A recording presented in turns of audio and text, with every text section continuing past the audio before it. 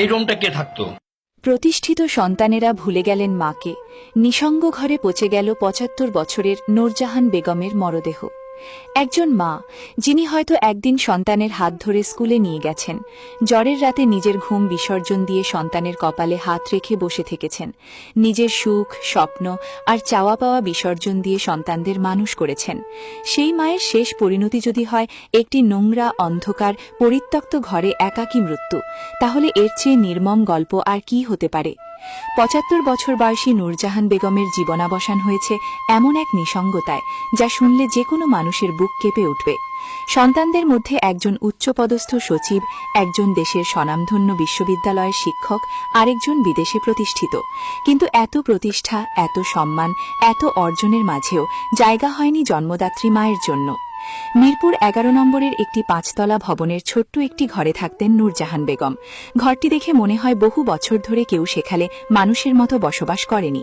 চারদিকে ময়লা, আবর্জনা, ছড়িয়ে ছিটিয়ে থাকা জিনিসপত্র, অপরিচ্ছন্ন পরিবেশ।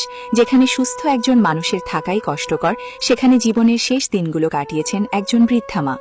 প্রতিবেশীদের ভাষ্যমতে মৃত্যুর পর অন্তত ৭ থেকে ৮ দিন ঘরের ভেতর পড়েছিল তার মরদেহ। কেউ খোঁজ নেয়নি, কেউ দরজায় কড়া নাড়েনি, কেউ জানতে চায়নি মা বেঁচে আছেন না মারা গেছেন। যখন পুলিশ মরদেহ উদ্ধার করে, তখন দেহটি এতটাই পচে গিয়েছিল যে সেটি সরানোও কঠিন হয়ে পড়েছিল। প্রত্যক্ষদর্শীদের বর্ণনা ছিল হৃদয় বিদারক। তাদের ভাষায় শরীরের বিভিন্ন অংশ পচে গলে পড়ছিল, চোখ, মুখ সহ বিভিন্ন স্থানে পোকা ধরেছিল। এমন দৃশ্য দেখে অনেকেই কান্না ধরে রাখতে পারেননি। সবচেয়ে বেদনাদায়ক বিষয় হল, মায়ের মৃত্যুর সঠিক সময়টুকুও বলতে পারেননি পরিবারের সদস্যরা। পুলিশ জানিয়েছে, জিজ্ঞাসাবাদে পাওয়া উত্তর তাদের কাছে সন্তোষজনক মনে হয়নি।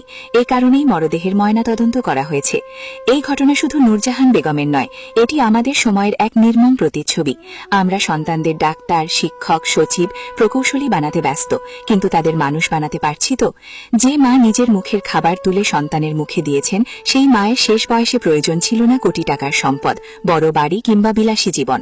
প্রয়োজন ছিল শুধু একটু খোঁজ, একটু সঙ্গ, একটু ভালোবাসা।